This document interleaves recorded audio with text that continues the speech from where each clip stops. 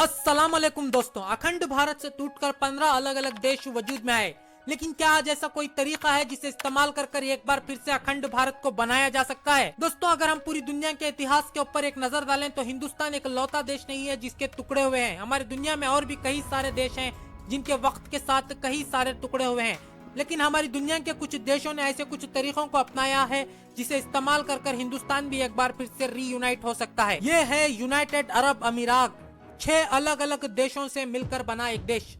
Dubai, Abu Dhabi, शाहजहां, Ajman, Fujairah, Umm al Quwain, इन 6 देशों के लीडर्स ने 1971 में फैसला किया कि वो यूएई यानी यूनाइटेड अरब अमीरात का हिस्सा बनेंगे। लेकिन इनको ऐसी क्या जरूरत आन पड़ी थी जिसकी वजह से ये यूएई का हिस्सा बन गए? यूएई के पास पूरी दुनिया का 5.9% रिजर्व ऑयल इस वक्त मौजूद है, जिसकी वजह से हर साल यूएई को लाखों डॉलर का फायदा होता है। अगर आप एक बार सोच के देखिए, यहाँ पर एक देश की जगह 6 अलग अलग छोटे देश होते।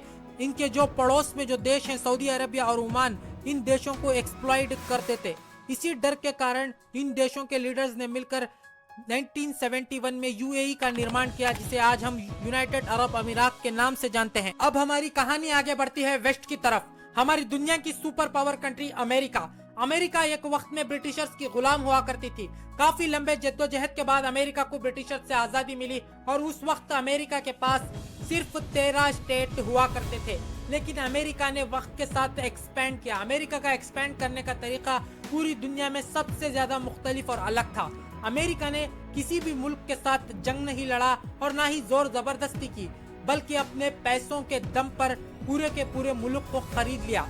अमेरिका का सबसे फेमस वाकया है अलास्का को खरीदने का।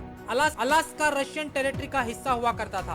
अलास्का को अमेरिका ने सिर्फ 55 मिलियन में खरीदकर अमेरिका का हिस्सा बना। इसके अलावा कुछ इलाकों को अमेरिका ने जंग के दम पर भी कब्जा किया, जैसे कि मेक्सिको और अमेरिका के बीच में जो भयंकर जंग हुई थी, उसमें आधे से भी ज्यादा मेक्सिको को अमेरिका ने कब्जा कर लिया। अब एक नजर हमारे पड़ोसी देश चाइना के ऊपर भी डाल लेते हैं। चाइना भी एक ऐसा देश है जिसने वक्त के साथ एक्सपेंशन किया। ये चाइना का पुराना मैप है जिसमें हमें साफ नजर आ रहा है सदर्न मंगोलिया, ईस्ट तुर्किस्तान और तिब्बत एक अलग देश की सूरत में हमें नजर आ रहे हैं। लेकिन चाइना ने सही वक्त का इंतजार किया और इन देशों पर अपनी मिलिट्री के दम पर कब्जा कर लिया और चाइना एक्सपेंशन करता जा रहा है। और एक्सपेंशन करते करते चाइना दुनिया का तीसरा सबसे बड़ा देश बन चुका है।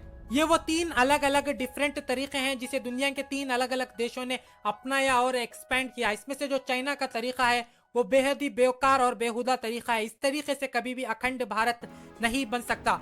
जो दूसरा तरीका मैंने आपको बताया था, दूसरे देशों को पैसों के दम पर खरीदना, ऐसा करने के लिए अमेरिका को करीब 100 से 150 साल लगे थे। दूसरे देशों के लोगों के दिल में अपनी जगह बनाना और धीरे धीरे इन्फ्लुएंस बढ़ाना और मौका देखकर उन देशों को पैसों के दम पर खरीदना। ऐसा इस राह पर चलकर अगर अखंड भारत बनाया जाएगा तो करीब अखंड भारत बनाने के लिए भी 100 से 150 साल लग जाएंगे। अब हम बात करते हैं हमारे पहले एग्जाम्पल की। यूएई यानी यूनाइटेड अरब अमीरात जिस तरीके से बना था, उस तरीके से अखंड भारत बन सकता है, लेकिन सभी देशों के लीडर्स को एक साथ आकर ये काम करना पड़ेगा। लेकिन अगर हम इंडिया के पड़ोस के देशों के साथ इंडिया के रिलेशन को देखें तो चाइना के साथ और पाकिस्तान के साथ इंडिया के रिलेशन शुरू से ही खराब रहे हैं। के चलते ये स्ट्रेटेजी भी फेल्ड हो जाती है।